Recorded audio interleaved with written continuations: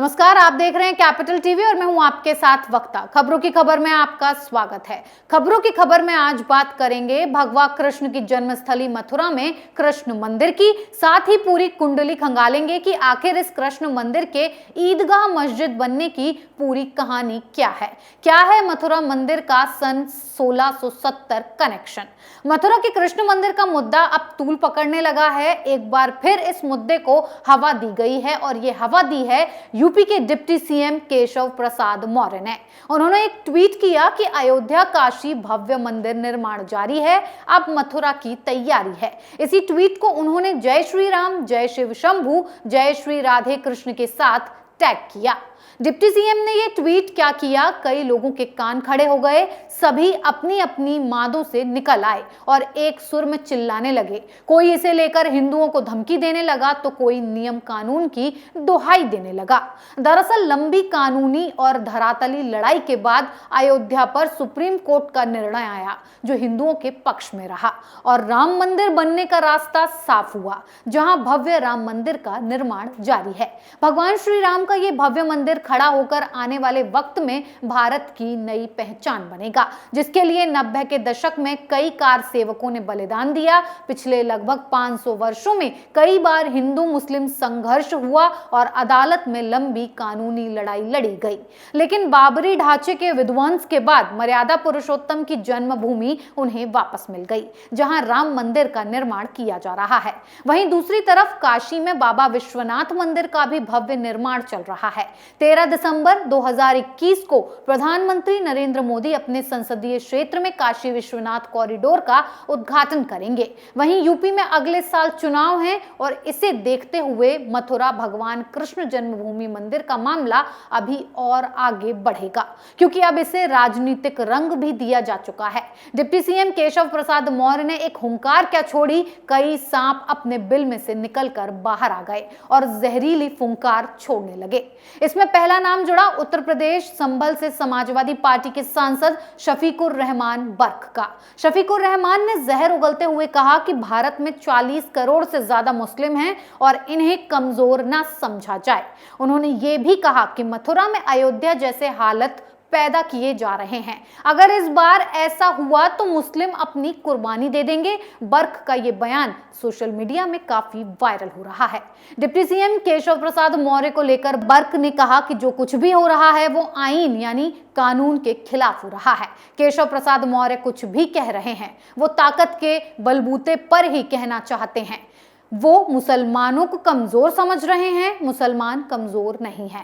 उस वक्त उन्होंने मस्जिद तोड़कर मंदिर बनवा लिया और अब इसको भी तोड़ना चाहते हैं, लेकिन ऐसा नहीं होने दिया जाएगा। जैसे किसानों ने कुर्बानियां दी हैं वैसे हम भी देना शुरू कर देंगे। बहरहाल ये आइन के खिलाफ हो रहा है जो कुछ भी, और जो कुछ कह रहे हैं वो ताकत के बलबूते पर ये कहना चाहते हैं मुसलमानों को कमजोर समझ रहे हैं। मुसलमान कमजोर नहीं है। इसके 40 करोड़ से ज़्यादा इस देश में मुसलमान है, उसके साथ नाइंसाफ़ी हो रही है और उन्होंने उस वक्त मस्जिद तोड़कर मंदिर बनवा लिया, अब इसको भी तोड़ना चाहते हैं। बहरहाल ऐसा नहीं होने दिया जाएगा।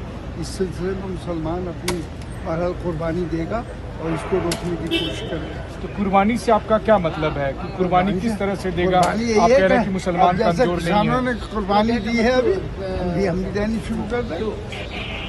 तो आपको इसकी टाइमिंग को लेकर आपको लग रहा है कि क्यों ये बयान अभी दिया गया? ये तो बयान पहले भी आ चुके हैं और ये कोई नया बयान नहीं है। पहले भी इस पर वो कह चुके हैं कि इसमें भी हमारा डिस्प्यूटेड है पहले से। आपको लग रहा है कि चुनाव में हिंदू मुस्लिम करने में इसका असर पड़ेगा? कि चूंकि इस वक्त यूपी की हारती हुई दिखाई दे रही है, हिंदू मुस्लिम करने में इसका असर पड़ेगा? कि चूंकि इस वक्त यूपी की हारती हुई दिखाई दे रही है, ये सारे मुद्दे हिंदू मुस्लिम के भड़काने के लिए और नफरत की फिजा पैदा करने के लिए, जिससे कि इलेक्शन वो जीत सकें, ये सारा उनका ये मामला है।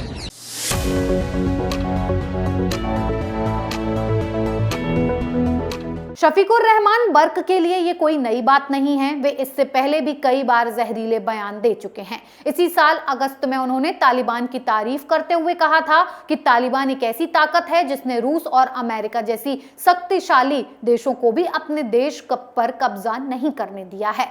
कोरोना महामारी पर साल जून में उन्होंने कहा था कि कोरोना कोई बीमारी नहीं है बल्कि आजादे इलाही है जो अल्लाह के सामने गिड़गिड़ाकर माफी मांगने से ही खत्म होगी। लेकिन इनसे भी आगे निकल गए केजरीवाल के चहेते एक और महानुभाव जिन्हें गोधरा में हिंदुओं को जलाना जायज लगता है। जी हाँ, जफरुल इस्लाम। उन्होंने तो हिंदुओं के प्रति अपनी नफरत की नई परिभाषा लिख दी। उन्होंने मथुरा मुद्दे पर हिंदुओं को नमक हराम बताने की कोशिश की है। उन्होंने ट्वीट किया कि मथुरा में हिंदुओं को उनका हिस्सा मिल चुका है। आपको याद होगा कि ये वही जफरुल इस्लाम हैं जिन्हें दिल्ली की अरविंद केजरीवाल सरकार ने अल्पसंख्यक आयोग का चेयरमैन बनाया था। इसी पद पर रहते हुए उन्होंने हिंदुओं को अरबों की धौंस दिखाई थी। वे मिली गैजेट नाम से एक मीडिया संस्थान भी चलाते हैं। इसके वे संस्थापक संपादक हैं। यह संस्थान गोधरा में राम भक्तों को ट्रेन में जिंदा जलाए जाने वाली घटना को भी जायज बताने की कोशिश कर चुका है। जफरुल इस्लाम ने केशव प्रसाद मौर्य के ट्वीट पर लिखा कि यह धोखा है। हिंदुओं ने पहले ही ईदगाह की जमीन में अपना हिस्सा ले लिया है और एक समझौते के तहत मथुरा में एक भव्य मंदिर का निर्माण किया है। अपने ट्वीट के साथ उन्होंने मिली गैजेट पर प्रकाशित एक लेख का लिंक भी साझा किया है। यह लेख मथुरा पर हिंदुओं के दावे को खारिज करता है। इस लेख में शाही ईदगाह ट्रस्ट और श्री कृष्ण जन्मस्थान सेव संघ के बीच समझौते का जिक्र किया गया है। इस्लाम ने समझौते का हवाला देकर हिंदुओं से यह कहा कि तुम सन 1670 की बात मत करो। अब यहाँ ये समझना जरूरी है कि आखिर जफरुल इस्लाम और उनका संस्थान मिली गैजेट आखिर 1670 की बात क्यों कर रहा है।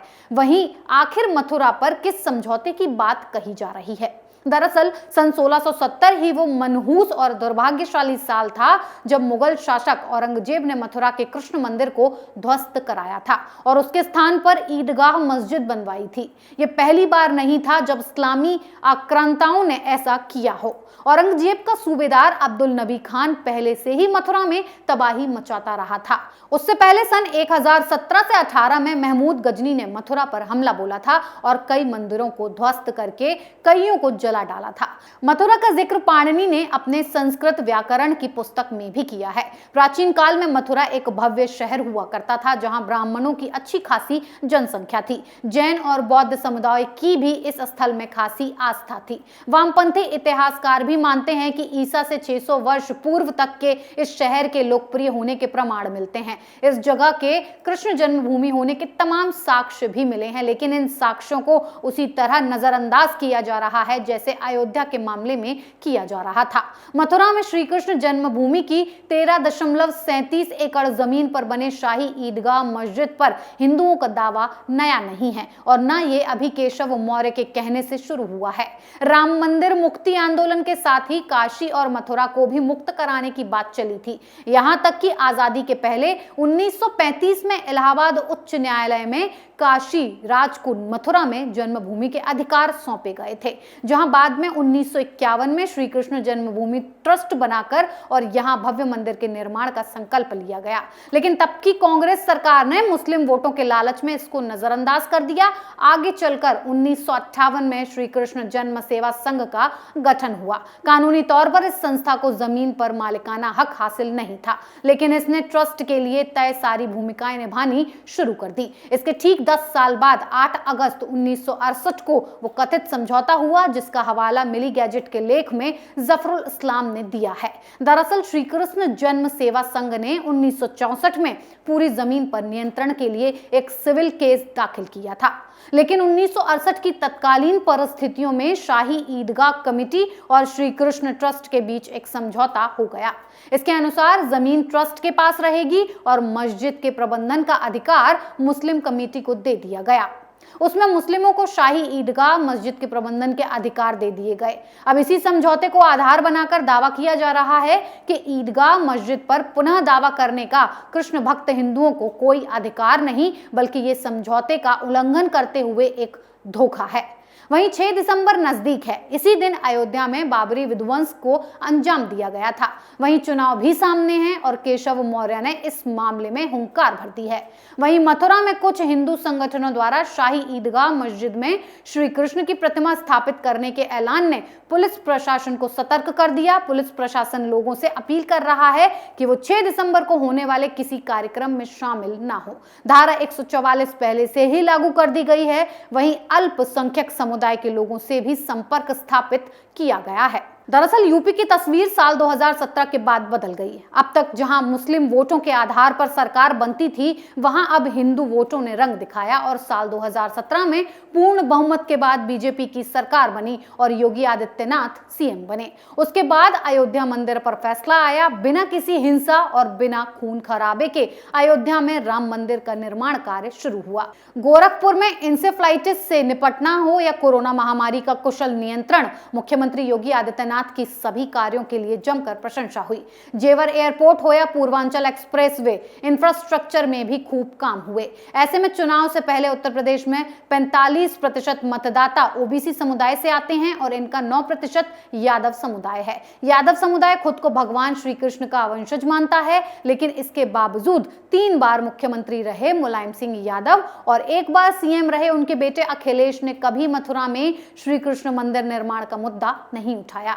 मुलायम परिवार की बात यहां इसलिए की जा रही है क्योंकि उनकी समाजवादी पार्टी राज्य के यादव समुदाय के वोटों का खुद को इकलौता ठेकेदार मानती आई है। जबकि बिहार और उत्तर प्रदेश दोनों जगह देखा गया है कि हिंदुत्व और विकास के मुद्दों पर जातिवाद टूटा है और लोगों ने नरेंद्र मोदी के चेहरे को देखकर वोट दिया है।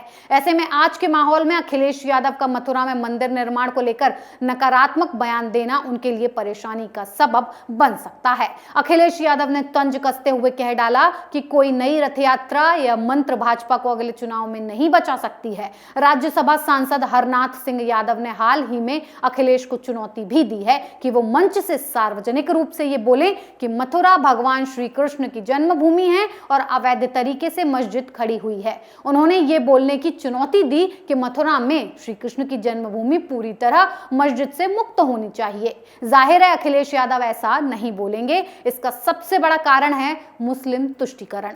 उत्तर प्रदेश में मुस्लिमों की जनसंख्या लगभग 4.5 करोड़ है, जो वहां की कुल जनसंख्या का 19.5% के करीब है, जो सत्ता की चाबी साबित होती है। ऐसे में अखिलेश यादव कभी नहीं चाहेंगे कि शाही ईदगाह मस्जिद के खिलाफ बयान देकर वो मुस्लिमों को नाराज करें। साल 2019 के लोकसभा चुनाव से पहले अखिलेश यादव ने भगवान कृष्ण के नाम पर ओछी राजनीति की थी। अखिलेश यादव ने सैफई में भगवान श्री कृष्ण की प्रतिमा स्थापित करवाई थी, वो भी ऐसी प्रतिमा जिसमें भगवान श्री कृष्ण युद्ध की मुद्रा में दिखे थे। अंतर साफ है कि चुनावी रण की बात थी, जबकि मथुरा भगवान कृष्ण की जन्मभूमि है जहां उनका बाल गोपाल रूप विद्यमान है। लेकिन वहीं अखिलेश यादव मथुरा में कृष्ण मंदिर पर सन्नाटे में हैं, क्योंकि उन्हें पता है कि उनका मुस्लिम वोट उनसे दूर हो जाएगा। खैर, जो भी हो, एक बात तो साफ है कि मोदी और योगी सरकार मुगलों के साथ साथ कांग्रेस की गलती को दुरुस्त कर रही है, साथ ही हिंदुओं को उनका हक दिला रही है, जिस पर उनका वास्तविक मालिकाना हक है। अब मथुरा में श्री कृष्ण जन्मभूमि पर न्याय होना बाकी है और ये विश्वास है कि समय के साथ ये भी होगा। इस खबर में फिलहाल इतना ही। बने रहिए कैपिटल टीवी के साथ। जय हिंद।